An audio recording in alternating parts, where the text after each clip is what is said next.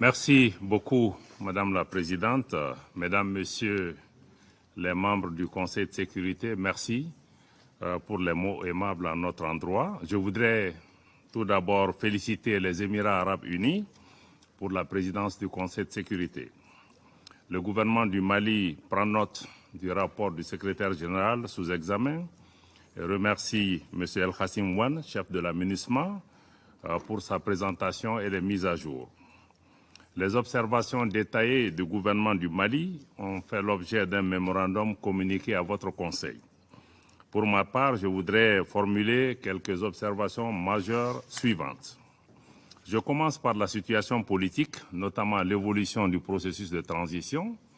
Il vous souviendra que l'une des priorités assignées au gouvernement de transition était de conduire des réformes politiques et institutionnelles qui puissent garantir un meilleur avenir à nos populations à travers une stabilité institutionnelle durable. Cette demande légitime de nos compatriotes est sur le point de devenir une réalité. En effet, le gouvernement de transition, dans le cadre d'une démarche inclusive et largement consensuelle, a pris des mesures fortes et irréversibles pour le retour à un ordre constitutionnel apaisé et sécurisé dans les délais convenus. Le gouvernement de transition s'attelle à l'organisation réussie du scrutin référendaire prévu le 18 juin afin de doter le Mali d'une nouvelle constitution conformément aux aspirations du peuple malien exprimées lors des assises nationales de la refondation. Le bon déroulement du processus de vulgarisation du projet de constitution et la campagne électorale y relative augurent un scrutin référendaire apaisé et crédible. Madame la Présidente, sur la situation sécuritaire, je rappelle encore une fois que depuis l'intervention militaire en Libye en 2011, les populations de mon pays, le Mali, et celles de la région du Sahel vivent un véritable drame. Hélas, nos pays, nos populations attendent encore, et ce depuis plus d'une dizaine d'années, une réponse internationale à la hauteur de cette menace créée et de ses conséquences humanitaires préoccupantes pour la région. Pour ne parler que du cas spécifique de mon pays, le Mali, je dois dire que les prescriptions internationales, notamment celles prodiguées par la MINUSMA depuis sa création en 2013, ont montré leurs limites. Sinon, comment expliquer que la situation sécuritaire du Mali en 2013 soit bien meilleure à celle que nous connaissons de nos jours?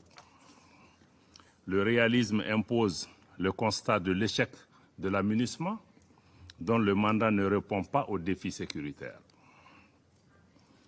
Pour sa part, le gouvernement de transition n'a jamais perdu de vue que la responsabilité première de la défense du territoire national et de la protection des populations ainsi que des biens relève avant tout de l'État malien. C'est la raison pour laquelle il a donné une place de choix au renforcement des capacités et à l'équipement des forces de défense et de sécurité maliennes, afin de leur permettre d'accomplir leur mission régalienne. Grâce à ce choix judicieux, nos forces continuent de remporter contre les groupes terroristes, les groupes armés terroristes, des victoires décisives, reconnues et appréciées par le peuple malien. Je sais que cette montée en puissance des forces de défense et de sécurité maliennes suscite beaucoup de commentaires, voire des campagnes hostiles de désinformation et de déstabilisation dont le Mali est malheureusement l'objet depuis 2021, y compris à travers l'instrumentalisation et la politisation de la question des droits de l'homme qui a été relevée autour de cette table. C'est l'occasion pour moi de répondre à certains commentaires et déclarations concernant le rapport du Haut Commissariat aux droits de l'homme sur les événements de Moura. Il était de notoriété publique que la ville de Moura et ses villages environnants étaient assiégés par des organisations terroristes depuis de nombreuses années. Pendant cette période, aucune force, pas même les forces internationales déployées, n'avait accès à cette localité, abandonnant ainsi les populations à leur triste sort. Je me demande au passage, où étaient en ce moment les voix qui s'élèvent aujourd'hui lorsque les terroristes infligeaient des traitements inhumains et dégradants à nos populations civiles sans défense, lapidaient les femmes, brûlaient les villages et les récoltes et emportaient du bétail, comme ce fut le cas à Ogosagou, à Sobanda, à Djalasagou, pour ne citer que cela. Aussi, sur la base de renseignements fiables et précis faisant état de la présence à Moura de principaux chefs terroristes pour collecter le fruit des rackets contre les populations, organiser et planifier des attaques d'envergure, les forces de défense et de sécurité du Mali ont pris la décision de mener une opération d'opportunité aéroterrestre à la hauteur de cette menace, afin de mettre un terme à la souffrance de nos populations. Les premières unités déployées par nos moyens aériens, tout comme les renforts, ont subi des tirs, confirmant la présence terroriste. S'en sont suivis des affrontements autour et dans la ville de Moura, soldés par un bilan de 203 combattants terroristes neutralisés, une importante quantité d'armes et de munitions saisies, plus de 200 motos détruites et plusieurs présumés terroristes interpellés et mis à la disposition de la justice. Malheureusement, 8 de nos valeureux soldats sont également tombés au champ d'honneur pendant cette opération qui a permis de libérer les populations de Moura du joug des terroristes. À la suite d'allégations d'exactions, les autorités compétentes ont immédiatement ouvert des enquêtes. Un transport judiciaire a été effectué sur les lieux par une équipe composée des parquets de Mopti et de Bamako, d'enquêteurs de la gendarmerie nationale, de la police technique et scientifique et d'un médecin légiste. Les enquêtes continuent conformément aux procédures et aux délais en vigueur. Les conclusions de ces enquêtes seront rendues publiques. Le gouvernement rejette vigoureusement les conclusions hâtives du rapport biaisé du Haut Commissariat aux droits de l'homme. Nous voyons dans ce rapport orienté une volonté réelle de certains États d'instrumentaliser notre organisation commune pour nuire, voire punir le Mali pour ses choix souverains. Mieux, quel crédit peut-on accorder à un rapport qui tend désespérément à faire croire que les forces de défense et de sécurité ciblent des populations civiles qu'elles protègent conformément à leur mission? De plus, ce rapport comporte des images obtenues par l'usage, dit-on, de satellites, à l'insu des autorités nationales, ce qui constitue un cas clair d'espionnage. Nous devons être humbles et comprendre que personne n'aime le Mali plus que les Maliens, que personne n'aime les Maliens plus que les autorités maliennes. Le gouvernement n'est pas le seul à rejeter d'ailleurs ce rapport fictif, c'est les conclusions fictives de ce rapport. De nombreux habitants de Moura, dont des femmes, ont fait le déplacement à Bamako pour démentir la teneur de ce message, de ce rapport. Les témoignages des habitants de Moura, documentés et largement disponibles, démentent clairement les accusations sans fondement contenues dans ce rapport et mieux, dénoncent les méthodes employées par les enquêteurs. Ces habitants ont témoigné que les forces maliennes n'ont ciblé que des terroristes.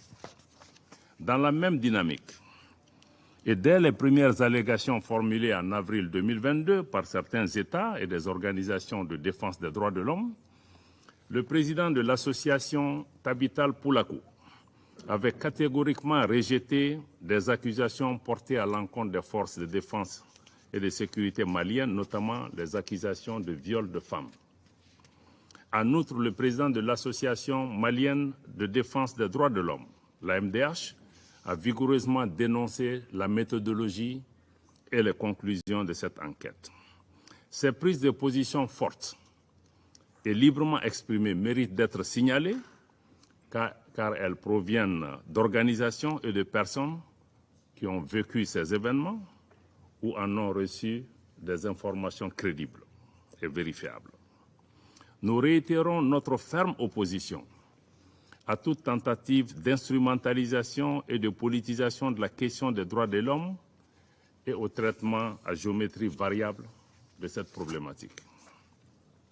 À cet égard, il est paradoxal de noter la célérité avec laquelle la mission d'établissement des faits a été mise en place, alors qu'au même moment, le Mali portait plainte devant le Conseil de sécurité des Nations Unies le 15 août sur les actes d'agression de la France contre la souveraineté et l'intégrité territoriale du Mali à des fins de déstabilisation.